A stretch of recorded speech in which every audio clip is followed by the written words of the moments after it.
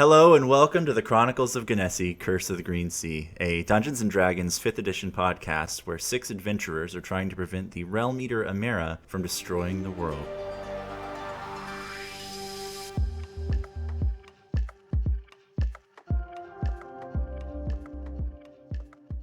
My name is Morgan Mendez, and I play Dara Matalit, a Steelborn Druid Cleric. Dara loves to create unique flowers using their druid craft and sometimes hands them to their companions as precious gifts. Hi, I'm Chase, and I play Estiel Dodoris, a human sorcerer artificer who has a dragon inhabiting his soul. And my fun fact this week is that he is turning 30 this year in game. Hey everyone, and welcome to our podcast. I'm Avery, and I play as Quill Bernhardt. He is a Way of the Astral Self monk. Fun fact for him for the week is that he carries around an hourglass to remind himself of his journey as to extend his lifespan, because the Garuda live an average of 25 years. Hi, my name is Jackson Childs, and I'm playing a character who will be revealed in Episode 1. Previously, I had played Fenwick Fizzlebottom, a rogue assassin fighter who had joined the Emerald Order to help mend his relationship with the Ferryman Guild. Today's trivia fact about Fenwick was that he had originally met the Emerald Order in a different disguise, a dwarven wildlife conservative named Obar. Hey everybody, my name's Coleman, and I've got a character who's actually yet to be revealed. If you listen to the first episode, which you should, you'll know who it is. Until this point, I played Lodgavek, a hobgoblin, rogue, and blood hunter who has decided to part ways with the party to pursue the revival of his fallen guild, the Tenestari. They were a once renowned guild of monster hunters who harnessed the ancient magic of Hemocraft. Hopefully we'll hear more from him in the future. I'm Addison Bell, and I play Clutian Trailbreaker. I am a Swarmkeeper Ranger and a Wood Elf. Fun fact about Clutian this week is that his former bow that he used, the Twilight Oath, that name is a tie back to what gave him his Swarmkeeper powers. And who knows, that may come up at a later date. Hi, I'm Marshall Mendez, the Dungeon Master. Morgan calls me the Dungeon Daddy. I don't really have a great fact about myself, so I'm going to go ahead and say that the Lorekeeper, who lives on Lorekeeper's Grove in Narosa, believes himself to be the last of his kind in Alfiel, the elephant people of my world. Whether or not that's true remains to be seen. However, he believes it to be the case and has this solemn feeling that once he's gone, the role will end. Okay, guys, are you ready to dive in? Oh yeah, very ready. Very, very ready. Yes. Fantastic. Let's start off, as tradition here, with a recap of Act 2. Now, for those who are tuning in for the first time, like Coleman said, definitely go back and listen to the first kind of introductory episode where we'll go over more in-depth details about our characters, our appearances, some of the things that we've done, and I will read the full 5-minute recap of Act 1 and 2. For now, with Act 2. After the Emerald Order left Varn's hidden cave at the end of Act 1, with Quill's solemn vow to save his parents and his people, they witnessed what appeared to be a celestial object between the twin moons of Genessi, casting a cerise glow upon them. As the moons began to darken into a deeper red color, you recognize this as the second piece of the prophecy, the Blood Moon. Shortly after it began, malevolence spread rampant throughout the Greensea, preying on deeply negative emotions and transforming the more corrupt denizens of the world into what is now known as an Oracora. You sought Villamir for answers and aid, arriving at the Isle of Karth, where you reconnected with Dara, who had been laying the structures for a new settlement for the resistance fighters of the Roost. Before laying siege, you sought to find the sigil of the Garuda in the lost city of Niz, hoping that you could use its mysterious power to bring the Gruden slavers to heel and usher in a new era of peace, without force and bloodshed. Instead, the sigil slipped through your grasp, and Quill was locked into combat with an Oracora known as Trelandriel. When the dust settled on their awesome and terrible duel, Quill lay broken beneath the rubble next to the corpse of his now malevolent free mother, Sylvia. The group bid farewell to Fallow, one of the founding members of the Emerald Order, and returned, limping but alive, to Karth. 2 top, or 20 days, passed, and the siege of Slaver's Roost came upon you. Gathering all the favors Villamir could cash in, you assaulted the Roost with dozens of ships, many dwarven mercenaries in their own flying ships, and hundreds of foot soldiers composed primarily of freed slaves. You sought to kill Eldriagos, the third Archon of Amira, and entered into his realm, the Zugas, to find him. You barely survived the battle that ensued. Upon his death, you purified much of the surrounding area. Garudan slavers who had previously held spears dropped them as their minds returned, falling to their knees in horror at what they'd done. Iki was given the sigil to lead his people until such a day that Quill returned. Dara became a cleric of the now purified god of nature and arcana, Naramis.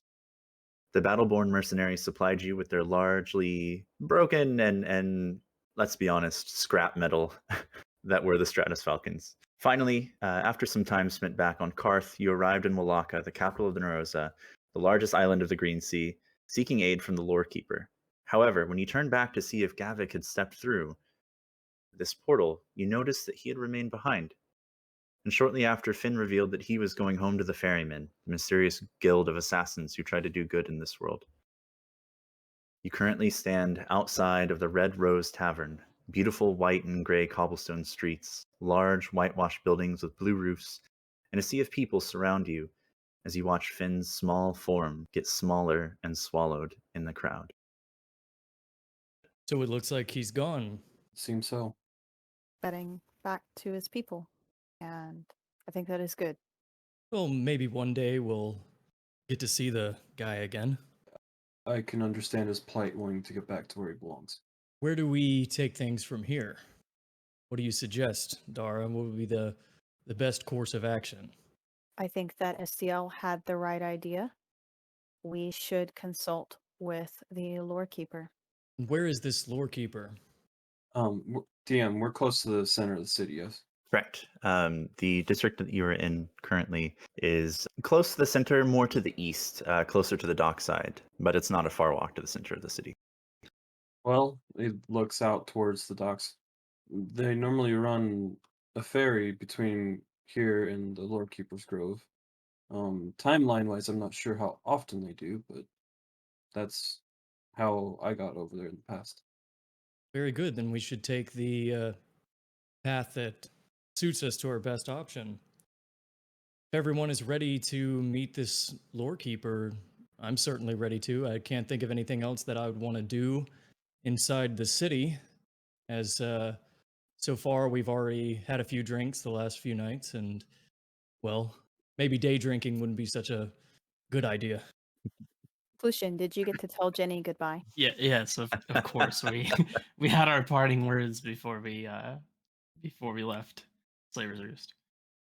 He's gonna pat you on the back and just Quill. He's gonna pat you on the back and like just kind of turn over and look and say, "I am proud of you."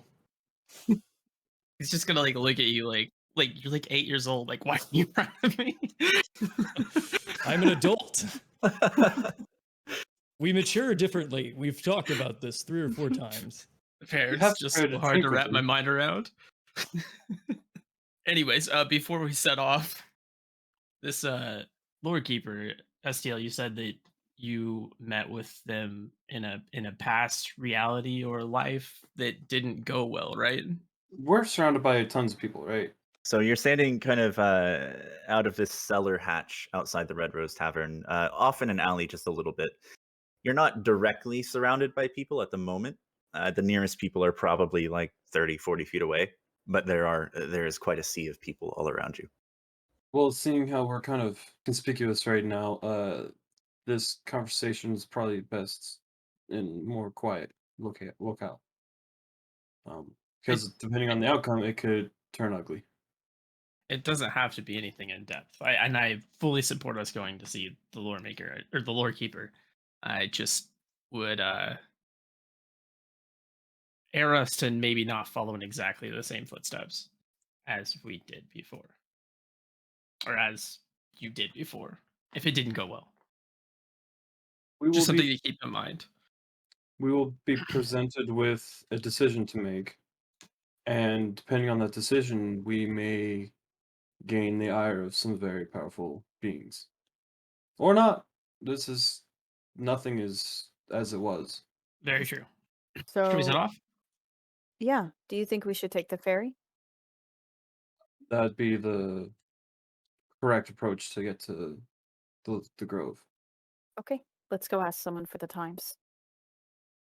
And I lead him back down to the docks, and With STL's guidance, the smell is kind of a dead giveaway as well. But with STL's guidance, you make it toward the dockside district.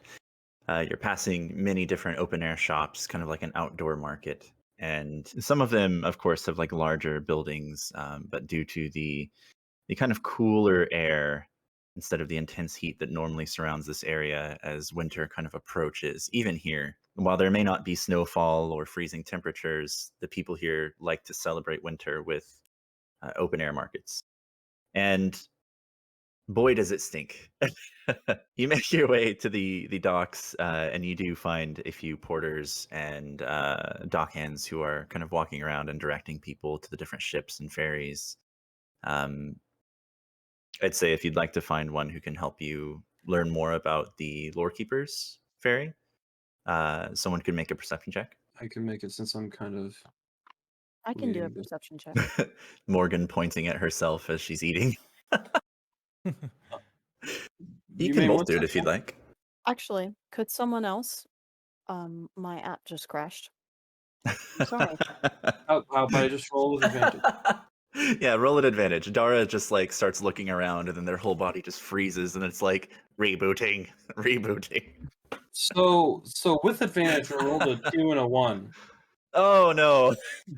That's 5, so was that 7? All right. Okay.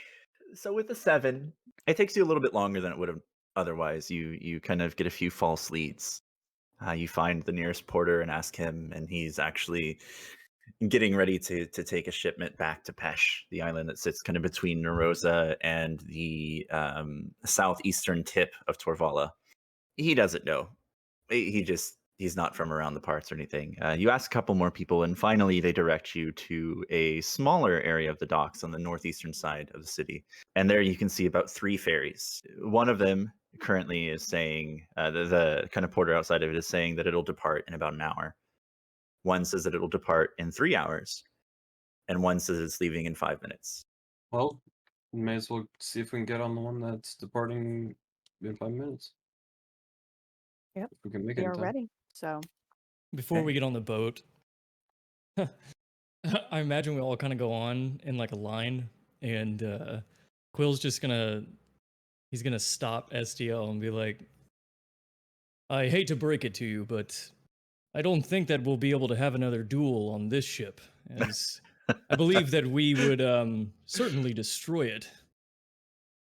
Probably smart, and that brings up a good point. Fighting and violence in general, very, very frowned upon within the Grove. Hmm. the sacred That's space. certainly good information for people with our temperament.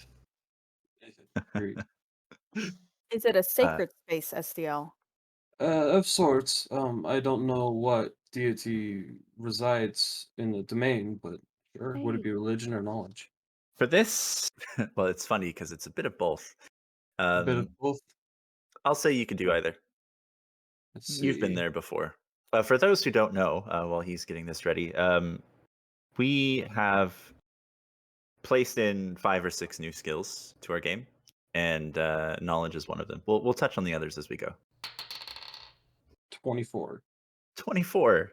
Yeah, you know that the Lorekeeper is a directly ordained position by Ioten, the god of knowledge himself. That would make a lot of sense, wouldn't it?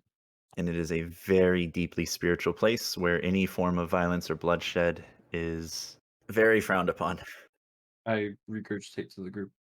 Also, a point of order here: the ship, I say loosely, that you are getting onto is maybe. Have you ever been to like Disneyland in Anaheim or wherever else they have Disneyland? And there's that little ride that goes out over the hippos on the water. And it seats like maybe 20 people max or something like that. That's about the size of the ship that you're on right now. Same vibes. It's got a covered top and then just benches, then a rudder at the end. And the guy that So it's is like Jungle ahead. Cruise. Yeah, exactly Yeah, like it's Jungle Jungle Cruise, definitely a yeah. riverboat. That's the one. Wait, so does Um, the guy who runs the little ferry, does he make It's stupid The little Rock. dad jokes and stuff? he Yeah, it's will, actually yes, yeah. Dwayne the Rock Johnson. No, so I'll say, as you're getting on to the ship, Coleman, make a perception check. He wasn't expecting that. I saw his head turn. I would like to say that I would be the last one getting on the boat because I want to look back and make sure that Gavik isn't actually catching up. Sure, With a plus sure. 0, 17. 17. Okay, I'll get that in just a second. Clushin, as you are getting on the ship, you look back, you do not see Gavik. In fact, you don't really see. It's difficult to say. There's such a hodgepodge of different cultural identities here that you're looking out into a sea of people, of human, elven, Koyan, Garudan. You've got turtles. You've got a few goblins of various colors. It's just a very big cultural melting pot. However, you do not see Gaffic. Coleman, as they're all getting on the boat, you are sitting toward the front. You feel the boat kind of rock back and forth as the new steps are gathering on. You can hear the kind of light talking, and you turn back and you see them. Holy shit! I knew I chose the right boat. You're the Emerald Order, right? That is Yeah. us. Excellent. Good, good, good.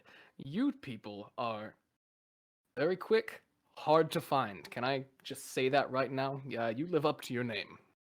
Well, our reputation does not precede that of stealth, but of power and revolutionizing civilizations. Well, what brings you here to find us? He's half turned around, sitting on the boat at this point. He slaps the railing as he gets up, and he stands up, and you see, as he kind of rocks the boat while standing up, a tiefling with gray and red skin, jet white hair, who, once he stands up completely, is all of 6'4" before his horns. And so he's kind of approaching the top of the canopy there. He appears to be middle-aged, maybe in his mid-50s. You come to the look of it. His horns are unique because they come up to the side of his head. They kind of go out before curling back forward and reconnecting on his forehead, essentially creating a ring. He also very well built, very muscular looking guy. Like, he's not one to be messed with. He's almost got one of those strongman type of body types, except not near as crazy as like the Mountain or Eddie Hall or anything like that. um, he's got this very ornate looking armor. It looks very well crafted with carvings and embossings, and it's almost got a hint of blue to it, and a little collar of gray and black fur around the cuff. He's wearing like a light blue, almost aqua gambeson, and a pair of black pants and falds that match his chest plate. His sleeves and pant legs are rolled up, so he's basically in shorts and short sleeves. One of his most features that you noticed almost immediately is that the entire upper right side of his face, including his right horn, is made of a black, almost crystalline material, and it's got like a soft red inner glow in it. And you see his right eye is essentially completely black with a red iris and a white vertical pupil.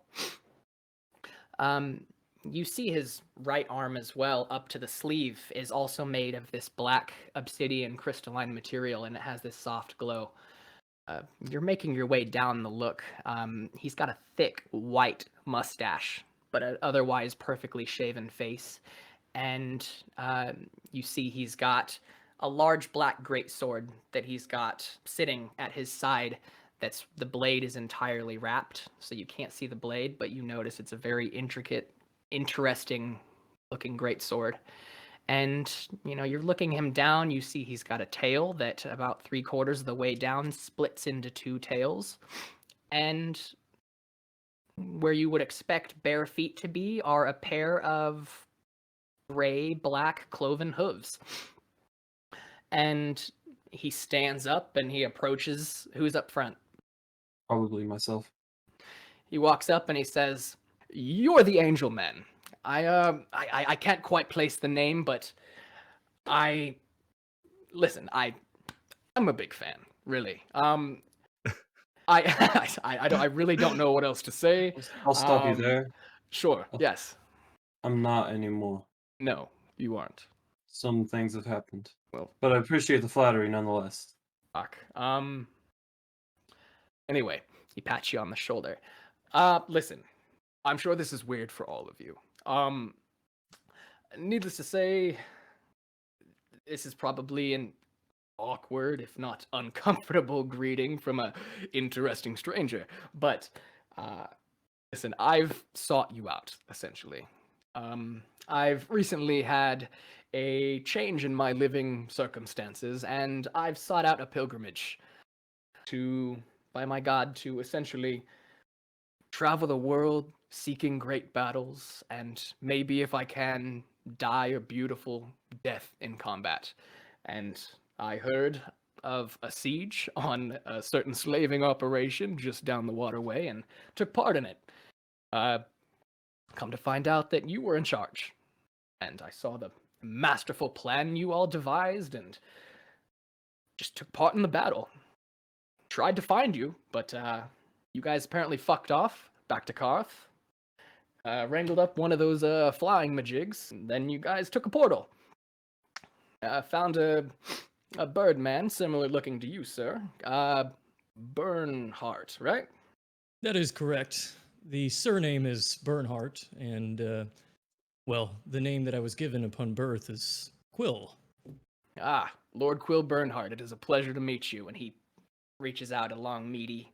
Actually, it's his right hand, which is crystalline. He reaches it out to shake your hand. Well, Quill reaches out his right hand as well, and you see his little white feathers and everything, and grabs your hand as well. You are a tough guy, aren't you? You can feel that grip. Yeah, and it literally feels like a rocks, essentially. You're feeling Yeah. stone, essentially. He says, to say the least, myself. Listen, as I said, I was on a pilgrimage. I heard of you. I'm actually was on my way to Venubia to take part in a fighting tournament, as what my god requested of me. But I saw what you were capable of. I saw potential. And I thought, why not have these people join me? If they wanted, maybe they can try out to be a part of my crew. Seeing as I'm kind of running solo at the moment. He kind of just like boastfully kind of just shakes his head, like Sight that was check. funny, like that was a funny joke. Inside check. DM, I was going to ask, do I see any hint of malevolence from their form? You do not detect any malevolence on him. This guy's standing here, and he's just kind of got this big goofy grin, like almost starstruck to see you guys, and he's just like excited to have guessed the right ship at the right time. And he's just like, what a coincidence. Now, out of curiosity, what are some of the other stories that you've heard about the Emerald Order in the past? Anything that you could say takes your interest even more than the assault on Slaver's Roost? Stares at the ground just for a brief second, and he says, I know you are a group with powerful connections. The Lord Villamir, and of course, the Pirate Queen of Stalbrook. I thought that might be an appropriate, what's the word? What is the word? Anyway, whatever, don't mind that.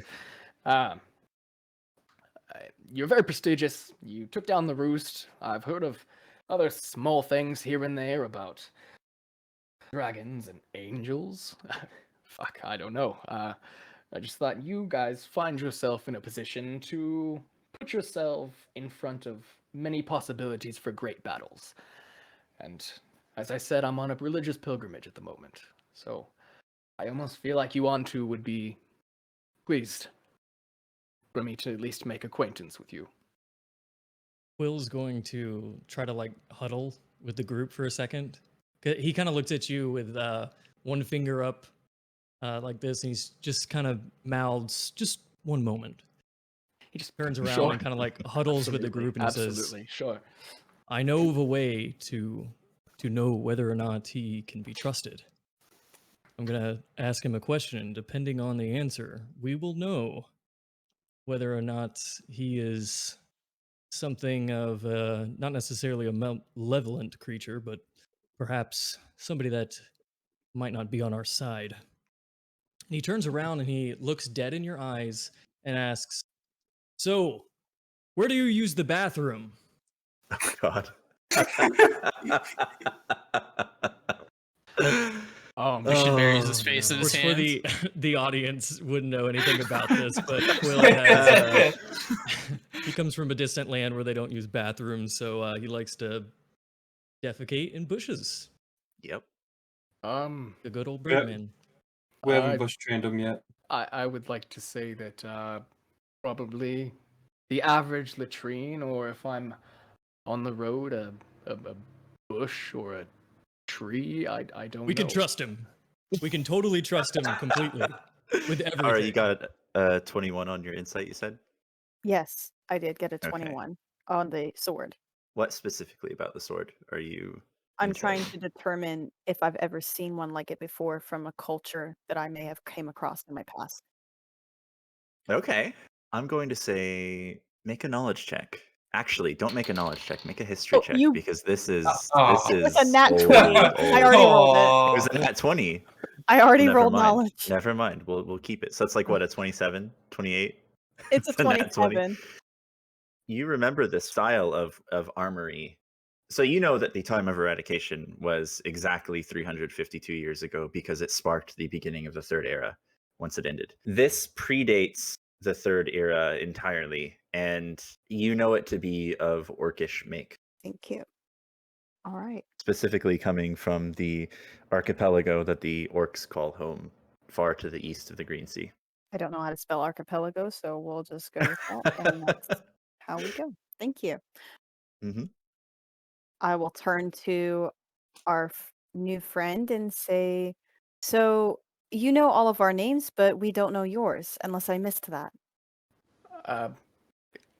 Excuse me, I'm awfully sorry. I forgot to give it. Sorry again. I'm a little scatterbrained at the moment. My name is Orofarne, which, Can you spell as that? as a side note, to those of you that speak Elvish, is Elvish for mountain ash. Orofarne. STL would have definitely made a comment about that because he does speak Elvish. What's the comment? I will be listening. Very, very powerful name. He says in Elvish. In a little bit of a not quite accent that you would probably understand. In Elvish, he says, thank you.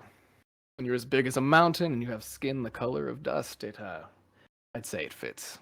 He flexes his right arm, which even through his quilted gambeson, like, you tell this guy's got fucking 22s under there. Like, yeah. I'm just gonna look at Clushin and go, I So like him is- already. Quick question outside of character. So is Yeah. his stone part of his face expressive? Yeah, it moves. Like, he blinks his eyes, and he has full motion and movement of his stone arm, obsidian arm and fingers, but it is made of a stone material, like a obsidian. And Well, have somebody write in and be like, actually, obsidian is more akin to glass than stone. Yeah. As he moves, it just cracks. No, it's volcanic glass. I know. I'm trying to be more colorful with the words than volcanic glass and obsidian the whole time, you know. So, but yeah, it's volcanic glass, obsidian. Yeah. Is there These guys anybody are- else? Go I ahead. was just going to ask if there's anybody else on the ferry with us. Yes, there are a few people. There's about 6 other people. A couple of humans, 1 elf, and what appear to be 3 goblins. One that is red, one that is green, and another that is green but with like black kind of streaks across its face. The ferryman the lead on this ship, is kind of like ushering in the last couple and closing the door, and he's like looking over. He seems to be human with like sandy blonde short hair, and he's got this like Crocodile Dundee cap on and just like a leather vest over a white tunic. And he gets on and he's like, all right, folks, is that everybody in? Make sure you take your seats and get safe. We'll be bound for this Lorekeeper's Grove soon. Kind of like looks around at all of you. I put my hand up and I wave like, "Oh, sorry," and he He just just sits points down. down at the seats. He's like, you're welcome to keep talking. We see him like go to the back of the boat, kind of toward where the rudder is, and you see him pull out this like strange dark azure blue kind of crystal that looks to be set inside of some small round spherical apparatus. And he sets that down next to the rudder in this little slot, and you hear this tiny click, and water begins to shoot out from it, kind of pushing the boat forward, propelling it. And he kind of grabs the rudder and he just starts kind of just talking about the history of Wallaka and the surrounding area. And I did have one more question for our new friend. You mentioned something about your god. Just out of curiosity, not pushing any boundaries, who is the god that you worship? and if you look on the left, there's you just tune him out. I think he said he was worshiping Yuan-Tu. Am I not mistaken? Yeah, some of you non-Elvish would probably know him as Griel, the Dawnbringer. Yuan-Tu is my patron father. Yes, sir. I'm glad to know that. I'm from the Levine Tropics, where there are quite a many elves, and they did worship many different deities, but that's a conversation for another time. I'd be happy to talk about him anytime, of course. I mean, it appears that at least you are open to more conversations. I'm meeting up with you, and again, wanting to see if any of you wanted to try out to be a part of my new crew. But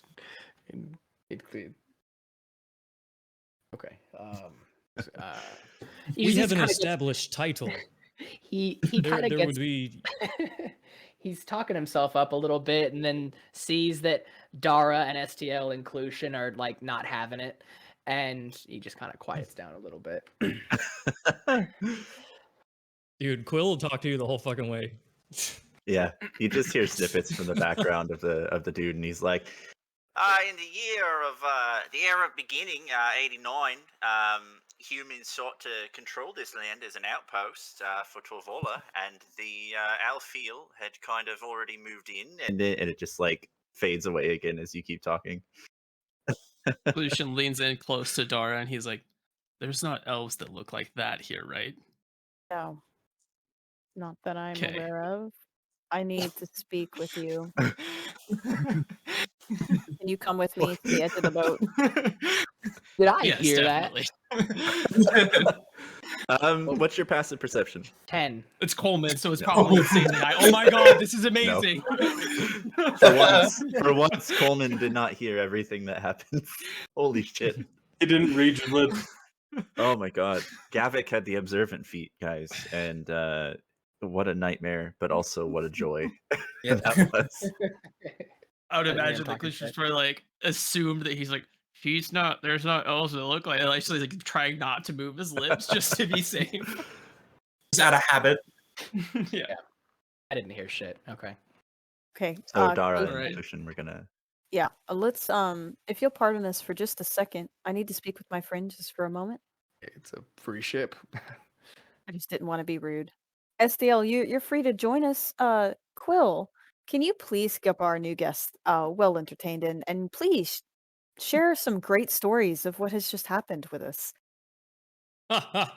Yes, of course. I will do such a thing always for new guests, especially some of those with the proclivities of using a bush instead of the savage way I just of using walk the away. privy. Same. As you guys are getting up, again, you just hear the guide, and he's like, now left abandoned by the Swavolans, the Alfeel came back to serve the destitute people and rebuild the city into which it is today. And Hey, I said, please remain seated for this ride. All right, nobody listens to me anyway. Just go ahead and do what you want. He just like slowly just quiets down and goes back to the rudder. Just very downcast. I'm gonna do something. I'm gonna use prestidigitation to make sparks fly from the rudder. He like quickly lets go. He's like, oh, jeez, what's going on?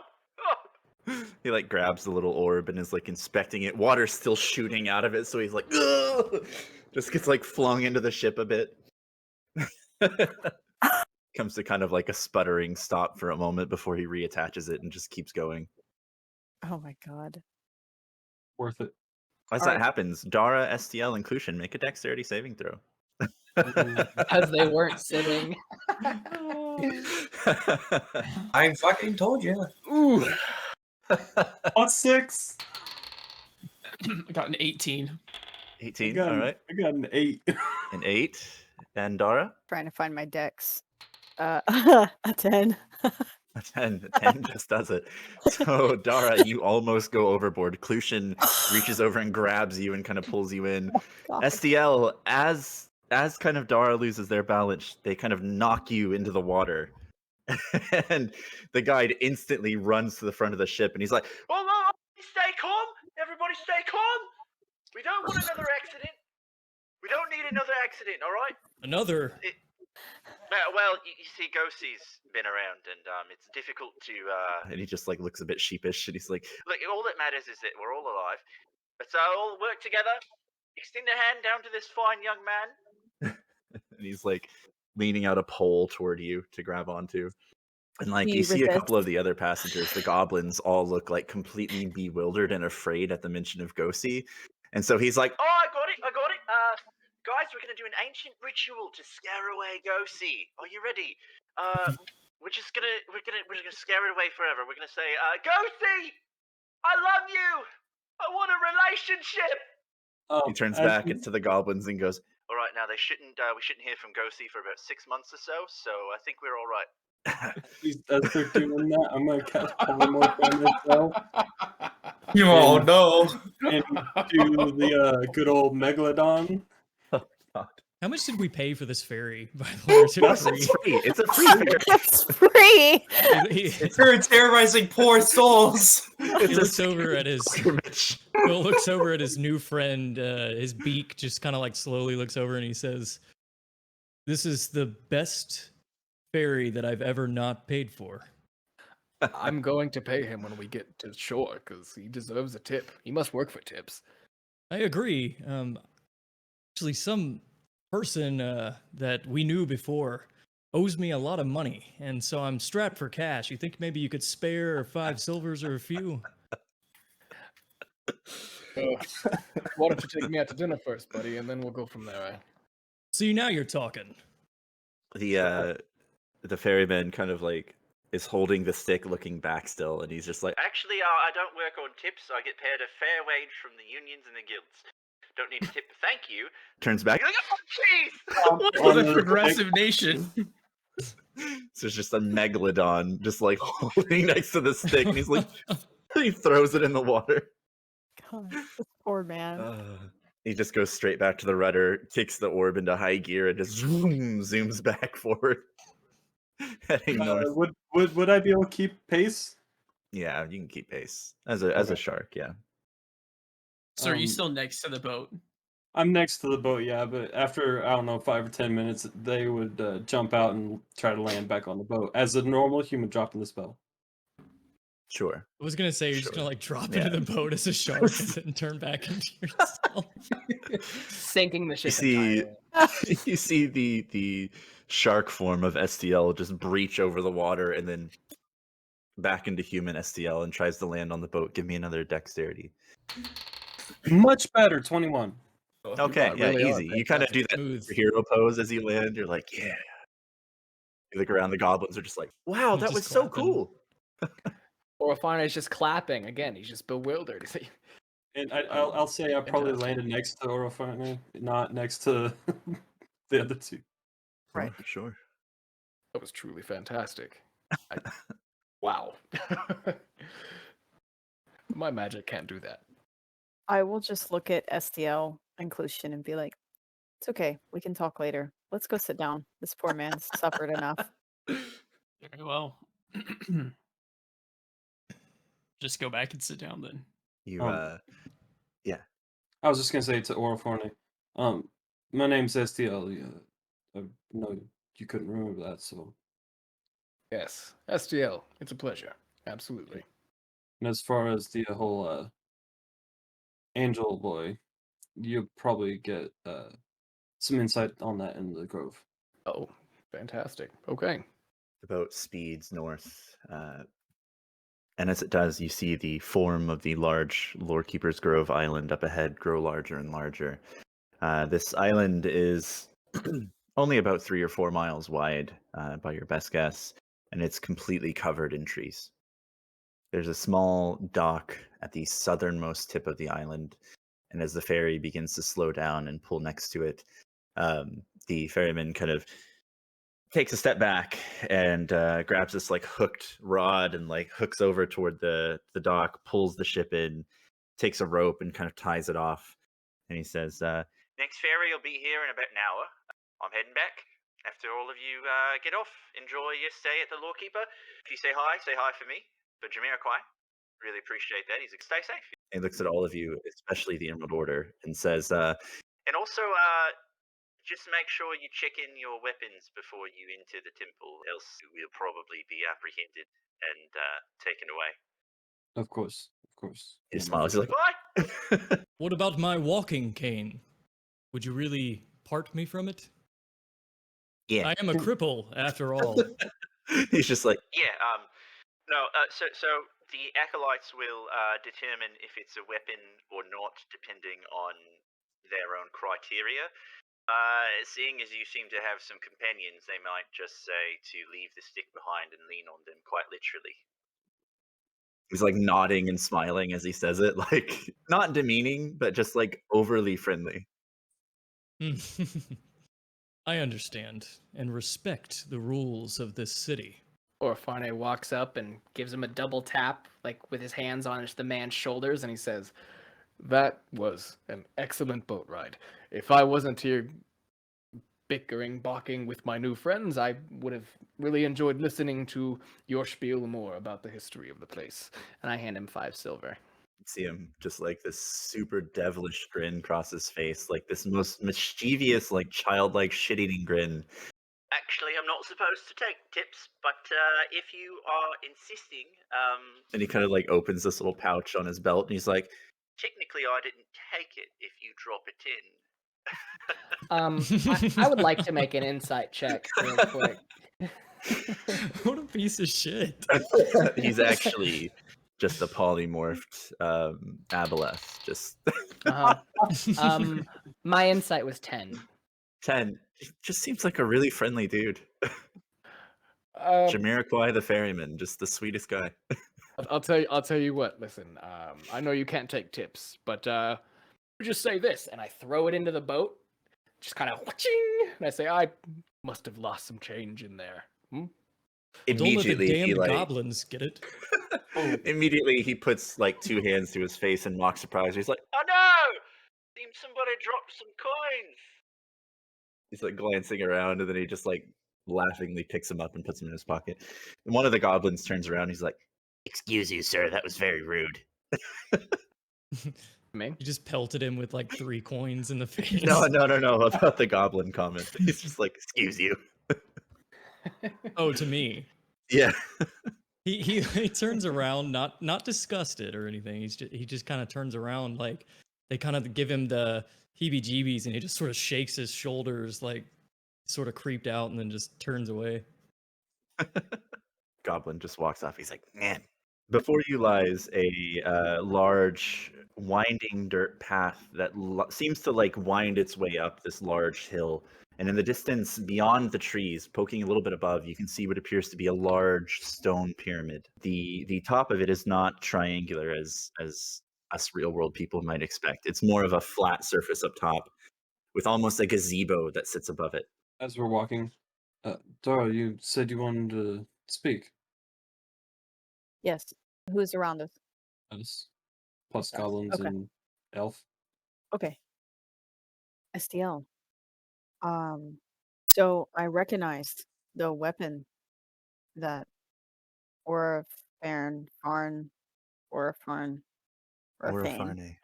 I think his name was Or Uno. find What? I think his name was Uno. We can't make up nicknames just yet. We're not that personal with him, Clushin. We don't know if he knows our name. There's no reason for us to know his. Are you in the tree above us? Oh my Send a message. This is not, in fact, a forest. god. This is, in fact, a small forest. Yes. That's where he is. There you Fucking go. the Small win. trees. Small win Called for the it. ranger. All right. Well, if you both can hear, I recognize where the sword was from, and it was quite interesting because it predates the Third Era. There was not very many tomes that I read that spoke of the time before the era, but it certainly looks fancy. Yes, it's of orcish design, Interesting. and it's very cool. I just wanted to share that, but I didn't want to make our friend feel like I was investigating him before we've got to know him. So checks my Well, message and sends the Clushin. I think it's Well, I safe would to have. say that it's not out of ill intent because he did the same about us. Yes, I but would I have thought it. definitely stayed with you since we're gonna talk or whatever. Okay, I just thought it Sorry, was I should funny. have mentioned I was running ahead. It's okay. I thought it was funny. That's why I decided to play it that way. But yes, it was really cool. That's all I wanted to share for now. I don't know how I Well, feel about this guy. To be honest with you, kind of seems like it's like orcish sword, elvish name and words, but he's not. Like I don't know. Can Quill Y'all hear can- Clution say this? If he's around. Like if he's near them, yeah. Perhaps. I mean, he may not be in the conversation exactly between SDL and Dara there, but I was just going to mention also the fact that he didn't seem to know many of our other adventures either. He seemed to know mostly about Slaver's Roost, and apparently that he was there. However, it came to my attention that he didn't know so much about any of the other famous doings that we have completed in the past. Right, and yours seemed to be the only name he actually knew as well. Couldn't think of Dara, It makes me SDLs. wonder if this is some slaver's plot at revenge. Dara, make an insight check. Okay. It was a 11. Okay, that'll do it. Dara, this is 100% the person that you saw going over one of the Stratus Falcons on the beach when you were leaving Slaver's Roost with SCL. Oh, okay. I will relay that to us all that can hear, other than, of course, our new friend. You remembered seeing the ashen / slightly reddish skinned person with seemingly obsidian black pieces on their body that was picking through some of the wreckage. I wrote that down, and I didn't put those two together. I thought that was going to be a man who gave me the Stratus board. So, yep, that is cool. Oh, I'm very happy. So So yes, how very did familiar. you probably heard all that. Yeah, probably. Was he trying to keep up with us? Were you? We were I like, figured I was talking to Quill still. You know, Yeah, so you definitely heard that last end of the conversation. that My she Garuda senses are tingling. I must go listen to my allies. oh my god. Okay, but when you get back, I want to hear more about how you defeated the third Archon. Just you. That's quite a feat. Quite a feat. I Oh can't my. believe Oh, you got great! this Now far. there are two of them. I love Uh, it.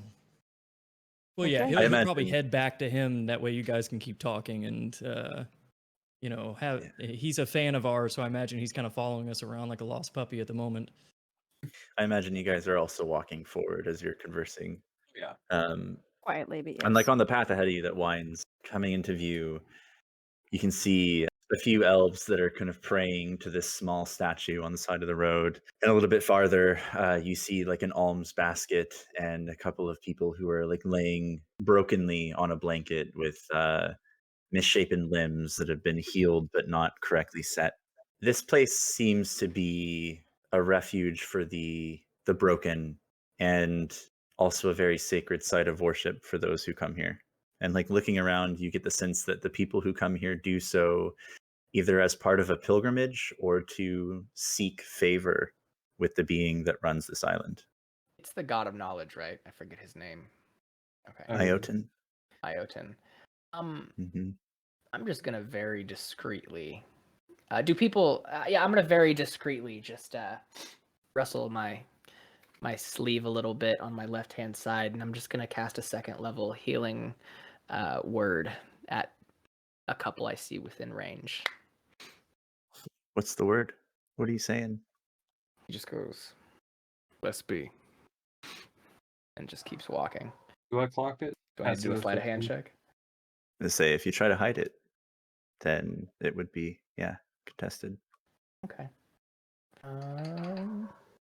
That's 8 hit points, by the way. That many of them. 12 is my sleight of hand. Passive 15. I note it, but don't say nothing. Okay. Yeah. Are the sites in the grove similar to that of Esiel's first journey here? They are, yes. Much of this pathway is entirely as you remember it from before. Yeah, and Well, before we go in, there's a very large likelihood that we were going to be presented with a question. And the question will be to help either the new gods or the old gods. Depending on our answer, we may have to get out of here quickly. Now, that's what happened when I was here, not necessarily what will happen when we go in. What did you say last time? We decided to help the old gods reclaim their power. And just to delve a bit deeper into this, why was the decision the old gods instead of the new?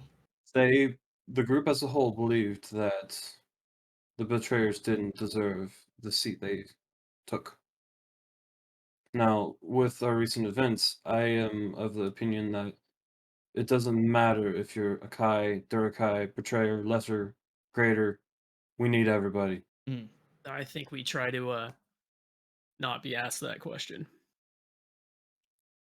It doesn't seem like there's a right answer to that at all. Will they expect us to answer the question as a group or as individuals? DM, remind me. It was as a group before, wasn't it? yes, it was Yeah. as a group. That's what I thought. It's not necessarily like an interrogation so much as just what SDL remembers is meeting with the Lorekeeper and didn't even have to make a choice, I think, until you went into that room. Yeah. The weather look like? Mm. So The weather today, Didn't you say it was raining? it is. It's raining Oh. less so here. That's weird. Very, very lightly with intermittent sunshine kind of coming and going as the clouds pass. Anyway, I just wanted you to be prepared with that in mind. It may not come up at all. I don't know. but if it does, what is our answer? That's a good question. Ask our new It doesn't friend. even have to be the truth if we can deceive them. Not that I want to do anything malevolent here, but you said that they attacked you upon saying that you would be on the side of the old god, so maybe we should just say the new. But that could be unwise. You have Again, to keep in mind you're standing on sacred ground blessed by Ioten themselves. They may have been attacked because it's not what one of them actually believed.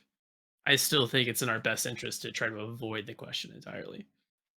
yes. Whatever this room Dan. is, or whatever prompted this, maybe we just avoid that entirely. Not a Well, not talk to helpful him to for make. Go ahead. aid Glee. or whatever, but not whatever prompted this question. Because it doesn't sound like it was like a hi, I'm the Lorekeeper. Which gods do you believe in? it was more we Right. were trying to find the gods. We were trying to find the gods, and that is the question that prompted. So And actually, the same. Why are you here now then? that same question, to escape the god's wrath, I was thrown through a portal through time and space into a different reality.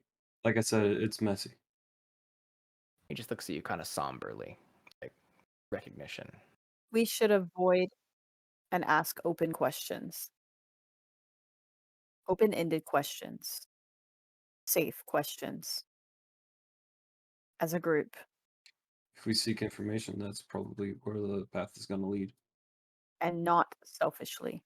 We are dealing with the Lorekeeper. I'm assuming I would like to make a history check, Marshall, On what? on the Lorekeeper. What about him specifically?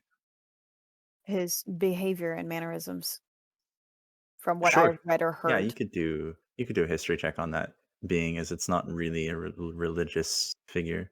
It'd be like if the Pope was a librarian, Yes, rather than like a pope. 17.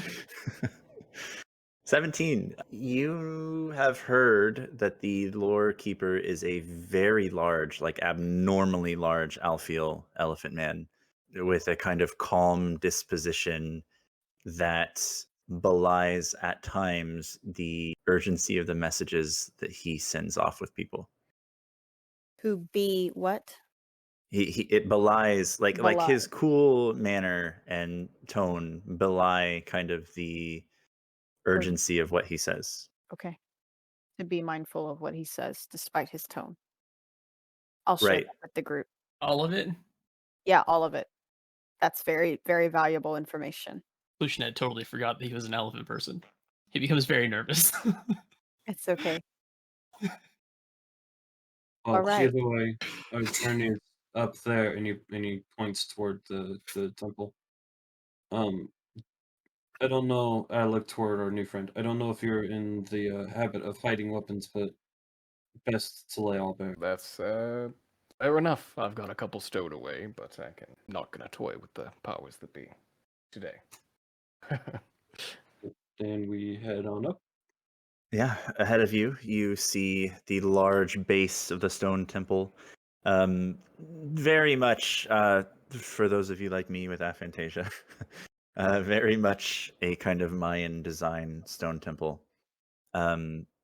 Large sloping staircases and kind of smoother sides, making it so like the only real way up this pyramid is if you go up the central staircase. It seems to rise about 40 feet or so before tapering off to a large stone door. And then above that, the small, like, flat stone, and then the gazebo up above that. You see beggars on the steps. You see people just resting. You see people writing. And as you kind of start climbing, you see what appears to be something that I don't think any of you have seen before. A large gorilla-like person. They have Jackson, would you like to describe your character? Absolutely.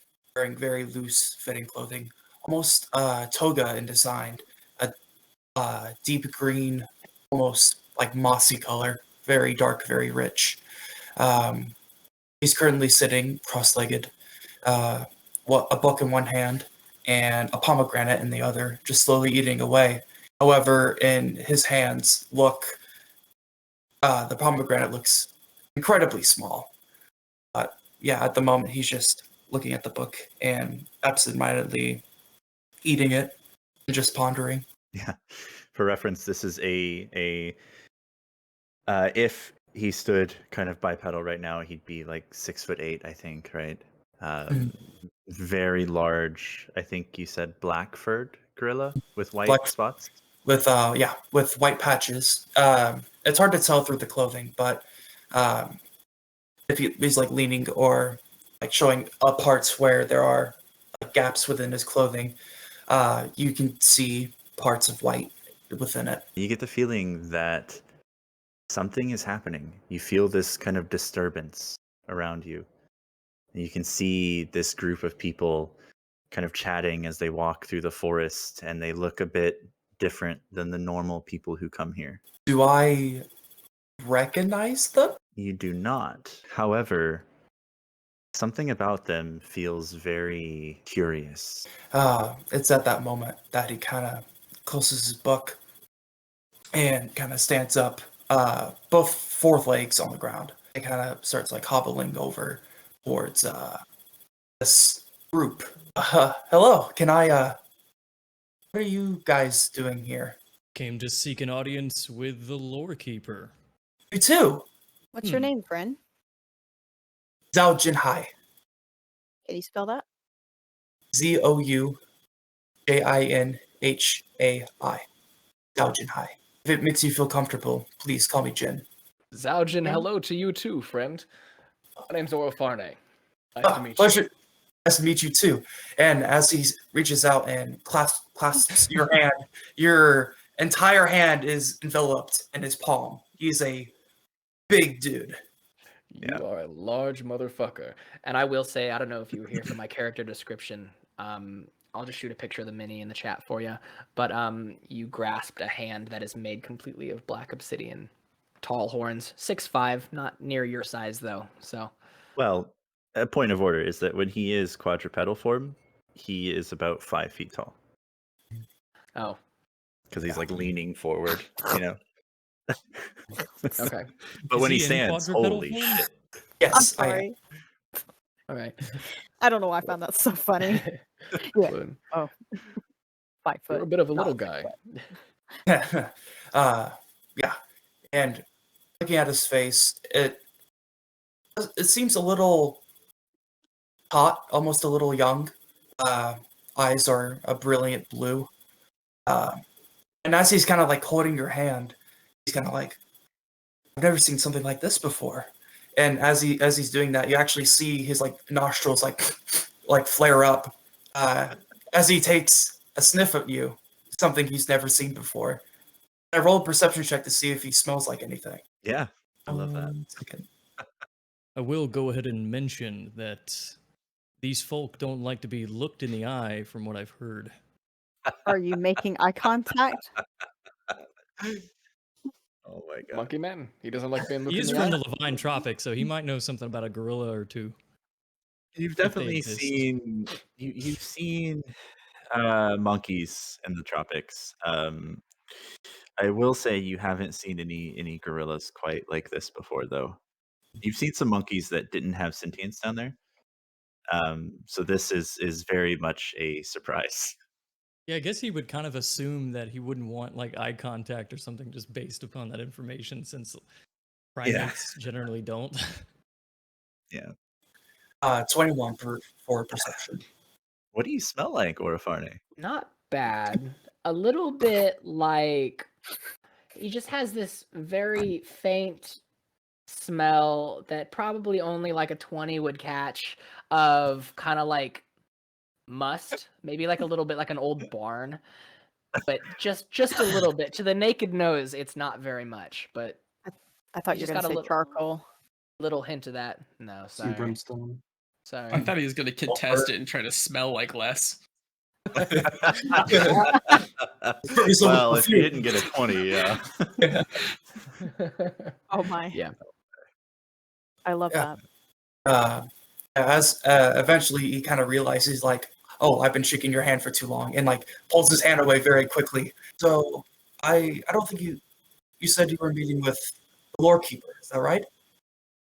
Yes. What about you, little man? And as he like faces his direction towards you, SDL. What? Excuse me? Were you about to say something?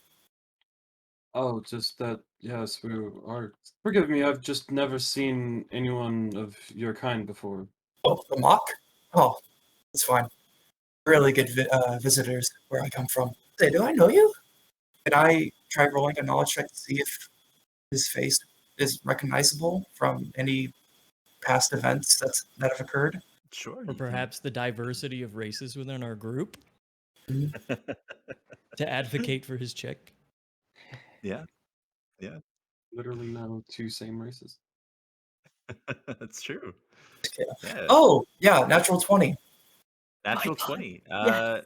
If it has to do with before times, the mask is attached to my hip. That's fair. That's fair. Yeah, I'll say you probably haven't seen his face before, but the figure and the mask at the hip evoke images of a time in Walaka proper in the city about a year ago. Now, Oh. STL, you would not have any memory of this, as it would be a different version of you at that time. Right. And a lot of things were different in that timeline. Yeah. I will say, you probably would have seen him at a certain establishment in Walaka known as the Lich on Ice. Oh, Now well, that sounds like a place to go. It does. Would it does recommend look 10 like out of it.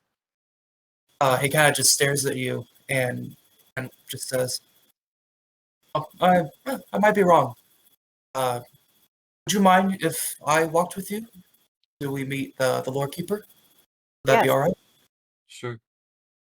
Dara is Oh, whoa! fascinated. And as you speak up, Dara, he shifts his focus to you, and his eyes just go like wide, like, "Oh my God! I thought your kind was just gone." And like he like almost like fanboying, like quickly like comes over to you and like immediately grabs to your hand without you even like pulling it out and just like double fisted like shaking it like, "You, wow, I've never seen," like just stumbling his words over and over again. I I thought you were like your kind were gone." No. Actually, there's quite many of us, and I just shake with the same like vigorous handshake back. Just excited to see your kind. I don't know if I need to do a knowledge check if I've read about Finn's character's species before. Yeah, go ahead. Okay, thank you. I was about to say I would like to though. It'd be fun. I'm gonna lean over to Quill. I'm gonna say, Oh, that was good. Derek wasn't near as happy with meeting me in the boat. Did I do something wrong? Who wasn't nearly as happy? Derek? Isn't that his name? No.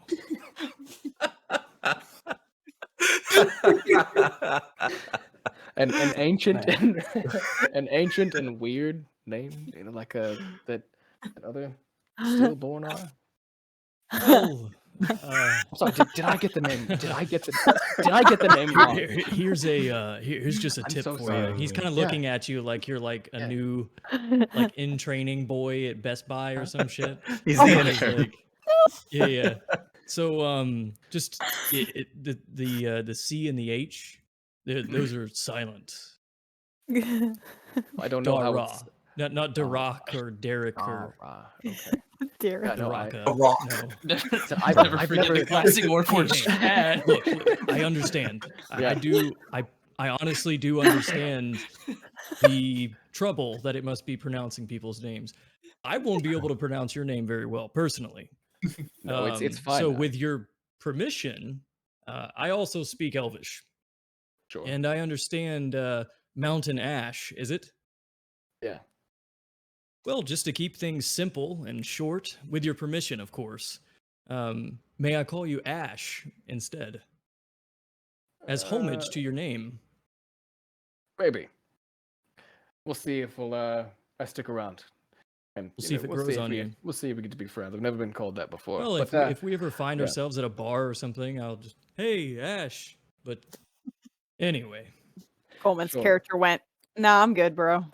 Um, Dara, what did you no. roll on your knowledge check? I wrote a 23. You have heard telling over the last few centuries of a species in the Emerasian jungles of Venubia that has slowly risen to sentience.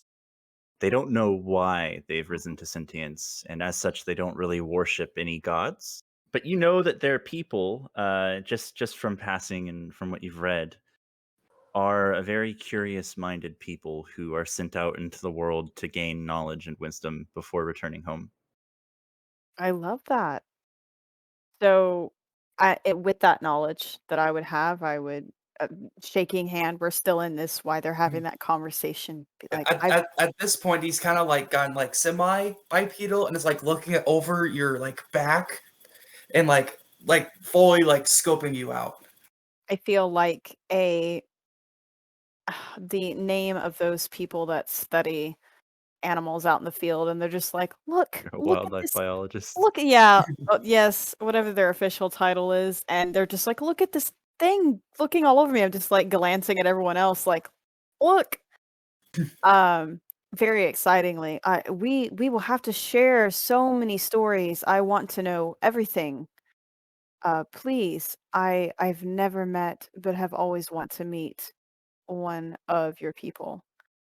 I let us go to see the Lorekeeper. Will you As you do you say want to that, come with us? as you say that, you see a couple of the acolytes at the top of the stairs, just kind of holding the doors, looking down at you guys, like that are standing like 15 feet away, and they're just like, "Are you coming in? Are you staying out? What would you like to do?" This is a We strange go. display. Usually, the conversation happens inside. It's also we- raining. We go, Oh, but yeah. remember to check your weapons at the door. Yeah. Yeah, All of them, not yeah. just the scene ones. All of them. Basically, what I'm going to ask is anybody wanting to hide a weapon, Well, if or do I, you I hand everything over? I do have a question. Yes. Since I wouldn't have because I didn't know this. I thought they had already turned their weapons in. Would I still have my weapon technically with me? Yes. Okay. If you are outside the temple, you are permitted to have your weapons. Okay. I'll wait for everybody's answer, and then I'll kind of do a little bit more monologue. Turn I'll just put my quarterstaff in my right hand and, kind of just look down at my gimpy arm and look at the archons there and see what they think of it before just trying to like traipse inside. Sure. You see one of the acolytes who appears to be a fairly young elven man with like a razor sharp nose and sharp features.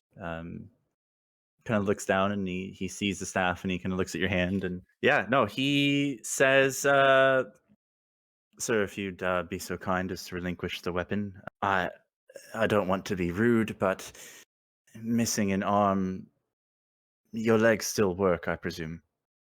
You've made it up here fine." My legs do work. I do use it sometimes just to get around a little bit easier and just for utility purpose, but I do understand your Oh. laws and I respect your culture. So For the here, briefest moment, you see his eyes like flash almost, and he like quickly like reaches out and puts a hand in front of your face, and he's like, "Oh, I'm sorry, are you blind?" And then he sees your eye kind of tracking and like hand him the staff, and he's like, "Oh no, yeah, no, that's my bad. Yeah, thank you." He just I takes totally it could from have faked that too. I should have. you. Question. Mhm. Now, I know your customs are to leave your weapons at the door, but unfortunately, the way Mhm. I was born, fused, created, I was created with weapons inside of me, but I swear to not use any of them for any harm. We are only here to speak. I just wanted to make you aware of that in honesty. You see the other figure approach, and it's a Garudan female with white plumage, kind of hidden beneath this robe, so you don't notice at first. But as she walks forward, she kind of raises her arms, and you can see that like the wings behind are like pulling the cloak up and around. And she says, "Well, if we restricted every single person with magic or strange artifacts on them built into their bodies, we wouldn't be able to receive too many people, now could we? If your weapon or magic is built into you in such a way that it cannot be removed, then we will take your word that you will not do anything untoward." Understood. As that's happening, Jen is kind of like still kind of like giddy, is walking like with the party before he realizes like, oh, and quickly rushes back to his spot he was sitting before, and within the tall grass, he reaches down and like in a giant arc like swings a giant war club and let it slam on the other side of him. Um, Kind of picks it and like scoots it in and starts making his way back to hand it in. So my main question now is the same as before. Does everybody relinquish every weapon that they have? Yes. Yeah. gives the great sword a kiss on its pommel and hands it over delicately, as well as his pair, his short sword and his kukri. He just kind of does a flourish and turns him in. You see, like, the male elf kind of like holding the staff and the great sword and the club, and then the females grabbing some of the other weapons. They just keep coming, and they're like, The male's like, you've got quite the arsenal here. Wow, just among the 6 of you. Well, let it be known that these will be cared for and checked in, and we will place them separately from the others who have come in, and they will be returned to you upon our word and the word of the Lorekeeper himself. Quill More than walks in and then trustworthy. turns right back around and then just hands them like 3 darts. I just recognized I had that in my inventory, so I didn't want to lose. I didn't want to like get in trouble for having darts on me or something. Giant lawn darts. Yeah, I mean, if we're gonna go that far, I'd get longbow, 2 hand axes, and I also pull a wand out of my sleeve and I put it there as well. And you know, I even just just my need- jeweler's kit out just because you never know. You guys are like emptying out an entire fucking wagon full of goods. All right, pencils, hand them over. They're just like, how the hell are you carrying all of these? Where do you find the space? They have to bring out a jackass to hold the wagon full Right. of weapons and stuff. Yeah, his name is Marshall. Oh my god. Ah, You'll just see Lucian's hands start appearing out from underneath his cloak because he's still being very careful to keep it closed up because Yeah. he's weird like that. And you just see like a So- bow and a short sword and another short sword and arrows and a quarterstaff. Oh, and blunt arrows. Don't forget that. That's Oh, arrows, And yes, arrows. absolutely. and walloping arrows and then a hunting trap. oh my god! Yep. Yep. I just Um, drop a stick and- on it and I leave last. So Jin presumably, puts away his club and takes out like his one piece of chalk and also puts it with it as well. you never know. To a ninja, even a napkin is a deadly weapon. Oh my god! What do you do with the napkin? So You put a So, little boogie in it. you oh my god. How do you make a tissue dance? Put a little boogie in it. Best joke ever. As you lay your weapons down inside the boxes they give, they're kind of like felt lined, nice boxes. They treat things with respect. The stone doors slide open with this terrible grinding noise. And before you lies row after row after row after row of books. They're kind of chained up by the bindings to the different shelves. But it's just rows and rows of books all the way back into the dark recesses of this chamber. You can see people milling about. You can see people at desks reading. You can see essentially acolyte librarians kind of like picking books, unlocking them, and like letting people take them to sit down and read. And that's where we're going to take a short break, guys.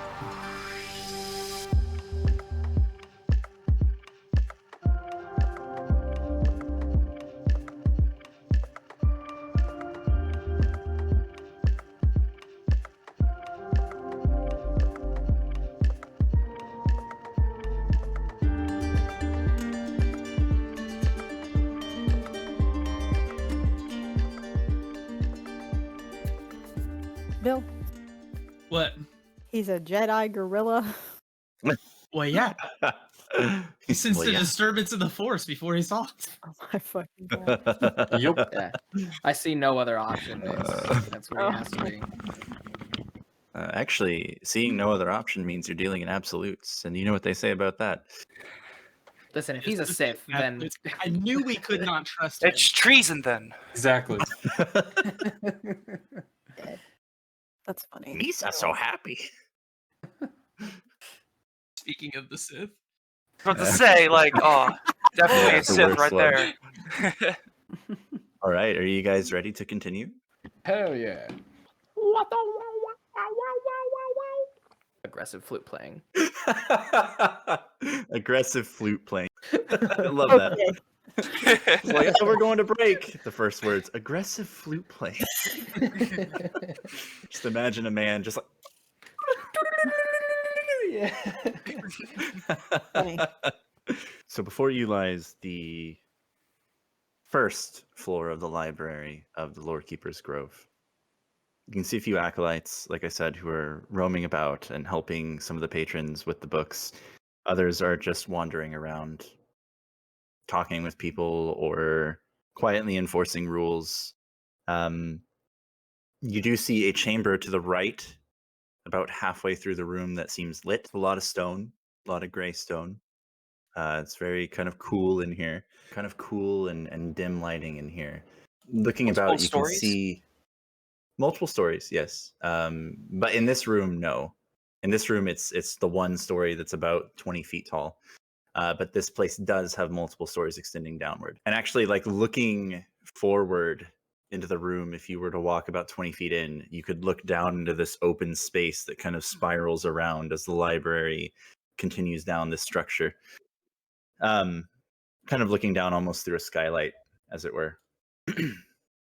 The rugs in the room that kind of decorate most of the chamber, at least between the different bookcases, are a red and purple kind of design with a gold stitch. There are a few torches hanging on the wall, but they don't quite disperse the light enough to make the room very visible. And those without dark vision have a difficult time seeing well here. There's no tapestries, no paintings, nothing like that. It's mostly a very empty room, simply existing for the pursuit of knowledge.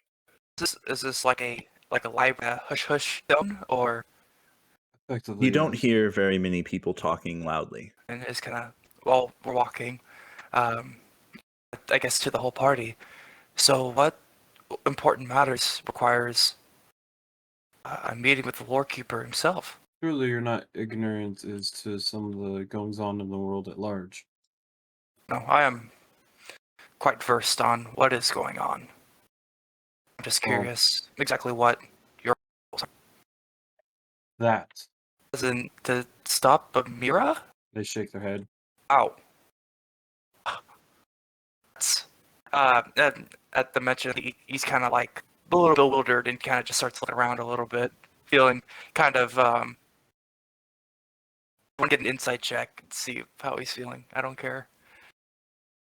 Sure. I'll roll up an insight. That's the 8. Something just crossing his mind. Slight regret, something along the lines of that. So you're here at the Grove just knowledge, or are you here seeking powerful allies? I would assume having the Lorekeeper on your side might be extremely beneficial. Oh, quite yes. But I'm afraid my interests are a little bit more selfish. You see, My apologies, friend. I was talking to the rest of them. Oh. The Emerald Order. But please continue. What are your interests here? Well, every mock, if you know much about our people, but you go out into the world to learn more about it and to gain wisdom. Well, with Mock's journey, you're given a list of interest that might help you learn something. And I've been working diligently on mine. I thought I could use some help. 1 or 2 questions. What areas might be insightful to me? Very interesting. Yeah. Cool. Hot stuff. One of the acolytes kind of shuffles over slowly with their head bowed and sunk into this white and gold robe. And their arms are kind of folded into the robe before them. And they lift their face slightly. And in this lighting, and just with how much of their face the hood actually covers, you wonder if they can even see what they're doing. Make your request known, and we can perchance reveal the secrets that you desire, whether that be arcane, historical, or something else. Well, we seek an audience with the Lorekeeper himself, if that's possible. You see him, like, the hands kind of tense for a moment in the robe, and you see that by like the way they just slightly pull back. And you see the figure take a step back and say, yes, an audience with the Lorekeeper can be arranged. Yes, He kind of walks slightly forward toward the hallway, and you see one of the hands kind of rise out of the robe and touch to his temple. And he mutters something, and he walks back to you and says, yes, it would seem that he is currently Just finishing up with his most recent audience. If you'd like to make your way there, he will probably be ready for you. Much appreciated. He nods. He says, "Do you need me to show you the way?" Please. He nods again. And now as he's like nodding and his hood is moving, you can see that the lower half of his face is definitely human, with quite a thick gray and white mustache with the little chin hairs. And he's like nodding emphatically and says, "Okay, then follow me." And he turns around, and now I'm turning into Deckard Cain, and I hate it. I noticed that. "You must rescue my granddaughter," or whatever the hell she is, my niece or whatever. Anyway, he leads you down the side passageway into a large stone hallway with a deep blue rug, again with golden embroidery around the sides of it. This hallway is pretty barren, except for the couple of torches that line the wall. He leads you down the hallway for a good 2 or 3 minutes, which, for the more insightful among you, feels a bit off just due to the nature of the size of this building. And then strangely, you go up a flight of stairs. Again, the more insightful of you clock that doesn't feel quite correct based on the architectural layout from outside. And you walk up the stairway and you can see these large beset oaken doors with intricate carvings all throughout them. You can see owls and scrolls, trees that kind of form these patterns that branch out, and different kinds of peoples that are being lifted out of the ground. And the doors suddenly open with this large shuffling and almost creak. And you see this party of presumably adventurers walk out. One of them is a tall 6'1" person with the sides of his head shaved and his hair on top long and slicked back. It's black. He's got some stubble on his face, but most notably, you see his left arm is missing, but kind of replaced. So he has this like strange steelborn reminiscent arm, kind of similar to Dara's, on his Well, left arm. do I recognize this person? You do. Is it who I think it is? It is. Okay. Okay. And anyway, so he has this large green cloak on that droops down to the floor, or just right above the floor so it doesn't catch a bunch of dust. This leather jerkin and black leather pants. And beside him is a Vulpin, which I don't think we've really covered much in our sessions so far. But basically, imagine, just for simplicity's sake, Rocket Raccoon, but make him a fox. That's essentially what a Vulpin is. They're about the same size. They're very technical engineers of the Greensea. Kind of learned a lot of what they learned from the gnomes before the gnomes left this area of the world, and they're just lovely tinkerers. Anyway, it's a 3'5" Vulpin with deep reddish orange fur and little white spots around the nose, the black nose. And he's wearing what appears to look like a greasy mechanic's uniform with like the sleeves torn off. And he's got like wrenches tucked into his belt and different tools tucked into his belt, and goggles on top of his head. And the two of them kind of walk out of the room and look over at you, and they just nod and bow deeply to both of you, or to the party, I mean. And the man, kind of his eyes glance over at SDL. It is He visible. definitely clocks something with a natural 20. Definitely clocks something. And a form of recognition crosses his face before he just sighs, squints, and kind of blinks and walks forward and leaves the room. Just you too, Sal. Do you say that to him? I say that as they're walking away. You see him just kind of look over his shoulder and say, "You're supposed to be dead. Well, if you stick around a little bit, I can explain. We're sticking around Walaka for a bit and find us at the usual." I take it he means the lich. Yes, and you can like sense the heaviness in his voice as he says that. The doors are open. An acolyte stands before you, wearing a black robe instead of white, still with the golden embroidery. And they kind of bow deeply to all of you. and they say, "Thank you, Amesh. I'll take it from here." And Amesh bows to all of you. He says, "Yes, quite right. I'll attend the others." He Much walks back down the appreciated. steps. What's that? I just much appreciated. Mm. He walks back down the way that they came. The figure in the black cloak, this one you can tell is a human, just by the way that he is. You can tell that it's an aspen because of the way that it is. How neat is that? He kind of gestures as he bows deeply back toward the room. And in the dark, kind of shadowy interior, those of you with dark vision, well, I'll start with this. Those of you without dark vision don't see very far into the room. It's very dark. There are a couple of like purple and blue lights in the room, but they don't shed light around them. They almost seem to absorb it. Those of you with dark vision can see far back into the room, into this chamber. This room seems to stretch up a good 50 or 60 feet tall, and it seems to be at least 100 feet wide. In the back center of the room is an enormous throne, just made of stone, completely undecorated. And as you walk into the room, you can see what appears to be an 8-foot tall white owl with golden feathers and a large 4-fingered hand resting on the owl's head. And this hand alone is probably the size of you standing up. That's a huge hand. And as you walk into the room, you can see before you the Lorekeeper himself, an enormous alfeel elephant man, cloaked in shadow, wearing only a simple white toga. Like you look up to see this hulking figure above you. You can see these large ivory tusks just extending out into the room. His trunk is probably a good 20, 25 feet long. This guy's big. There's a big boy. So does anyone see anything? Holy fucking shit. It's dark in here. You've heard legends of giants before, right?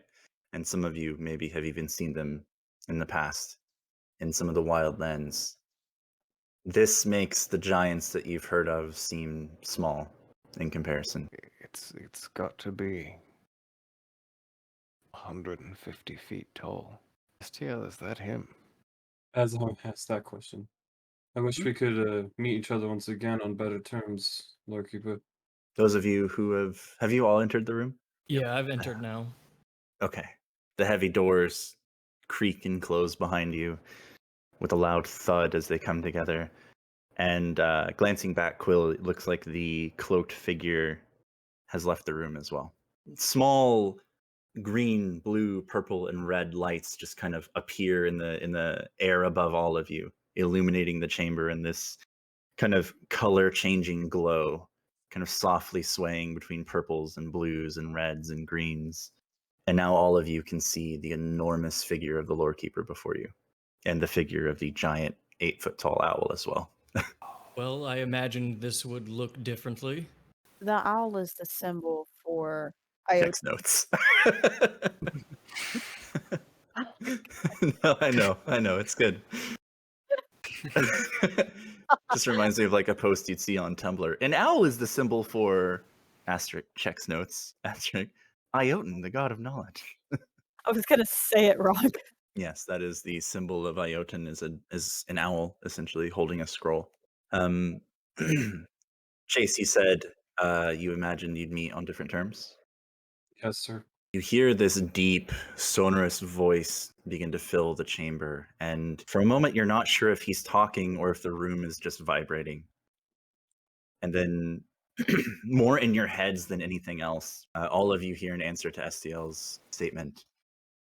Yes, I had hoped upon different circumstances. His eye just kind of, this enormous eye just kind of cuts down and looks at all of you. You aren't from this world, though, STL.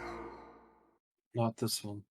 You hear a grunt of acknowledgement, and then in your heads once more.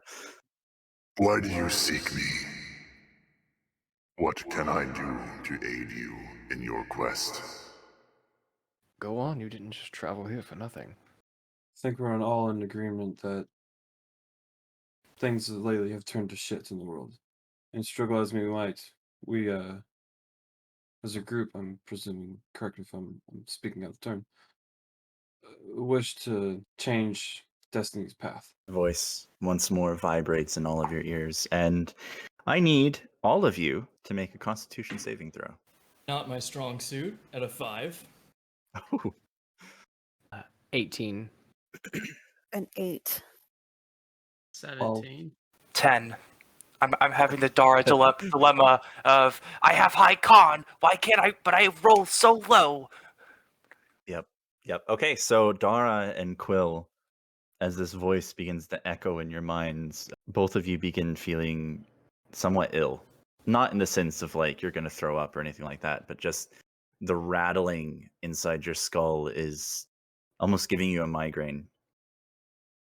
Like you're still fine for everything mechanically and roleplay wise, just hurting your heads a bit. The room shakes a bit deeper this time, and you can't tell if this is anger or something else. You say as a group, did I hear that correctly? Yes. And yet if I ask you to turn to the man beside you, what could you even begin to tell me about that person? Lux, Declusion, Dara, Quill, not very much. The rest of you feel that this is not only a question for STL either. If anyone else would like to chime in on that. I personally, out of character, don't know what to say. I know of the history of my party members and what we've shared. These two, however, I don't know very well at all. So knowledge, I'm sure you would agree, is varying. But I can, if you would like, to go over some of our history, if that is necessary. You feel the vibrations once more, and the voice begins to slowly fill the chamber, this time out loud instead of in your heads. The stones on the wall begin to slowly knock loose, and slight rubble begins to fall around the room as he speaks. If you seek to truly stop the Realm Eater Amira, you will have to lay your lives down for one another and know each other more intimately than ever before. The road ahead lies with treachery, betrayal, heartbreak. If you cannot lean on your fellow members of this order, you will not make it out alive. As he kind of finishes that sentence, a large stone from the ceiling falls and slams into the ground about 20 feet to your left, Orifarne. Shit. You see the great hands begin to slowly rise into the air. And the 4 fingers splay out to the sides, and what looks like dark purple energy, not malevolence, key point there, but dark purple energy begins to start growing in his hand as he slowly pulls his hands wide. And before you is this large, essentially 15-foot wide spherical orb of purple energy that as he twists his hands begins to flatten and shape around, and you can see all at once the different islands of the Greensea. You can see Stalbrook, Torvala, you can see the Deepwood, you can see the Cragane Mountains.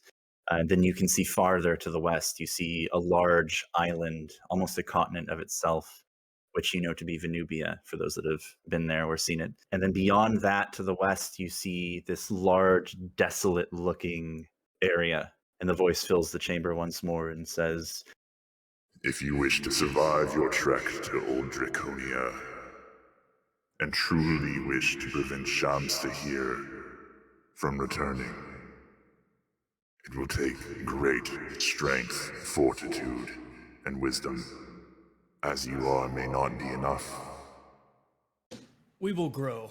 With great power comes great Don't even. responsibility. No. Don't even. You see his head just slowly nod, Quill, as you say that.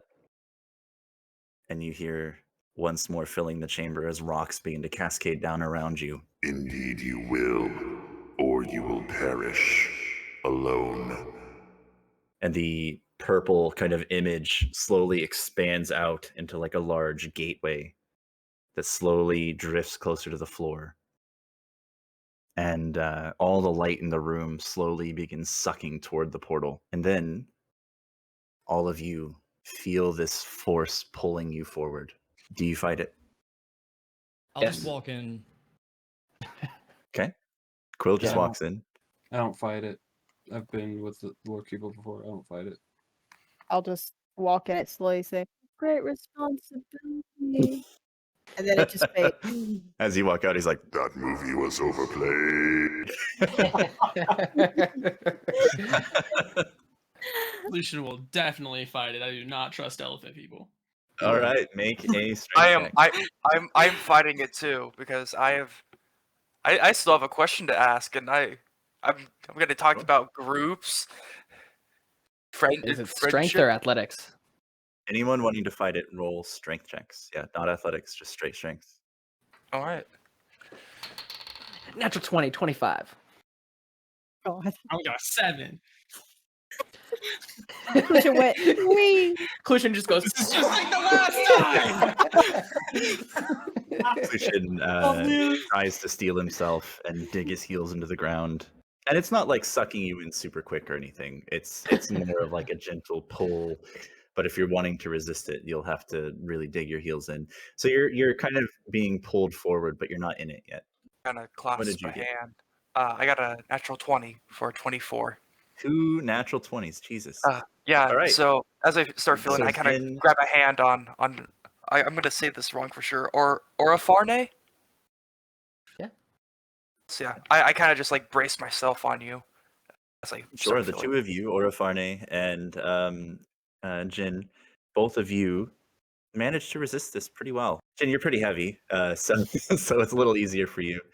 But Orofarne, you're no stranger to these kind of things, even if you yourself don't know or do of that.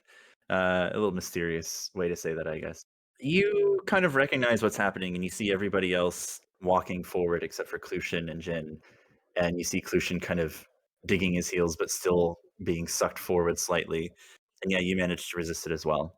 You dig your heels in, refusing to fall forward. I'm not leaving without the sword. The sword will be cared for in your absence. More rocks begin falling from the ceiling. I mean, can I insight check him, I guess? Yeah, by all means. I mean, not that he's distrusting of the guy, but 13. He doesn't seem to have ill intent. It's all I've got. I need the sword. Please. The You owl look kind of like just cocks its head Desperation, at you. a little bit. The owl cocks its head at you. The sword will be well kept. You won't be gone long. A few minutes at most. He shakes his shoulder free of Jin and then just walks in. I just lose, right? Like I'm just sliding in. Slowly. It's not a quick thing. As If I you have slide anything up, you want to say, not you can. again. Just catch a shoulder. This turns into Geralt, and he's like, I hate portals. It's like I hate elephants. He's the last of his kind. Clushin's Here. like, I'm about to make him. DM, correct me if I'm wrong, but this is the same looking as the portals that threw him through time, right? No. No? Not quite. Okay. Not quite. Nope. Earthdale said PTSD. That's what I was I about mean, yes, but also no. Clushin, is there anything you would like to say before you enter the portal? Or anything you'd No, like to do? nothing beyond the begrudging not again. I'm exasperated and done at that point. Sure. That leaves you, Jin. As he's kind of staying there, and I, for the sake, he kind of starts slipping a little bit. I have so many questions that I know I can't ask, but where did I go? Where? The bird cocks its head again. It kind of does a little hop and says, You follow for now. Answers will come. And as he kind of like is there like slowly like gliding into this portal, at the very last second he's like, wait, how do I?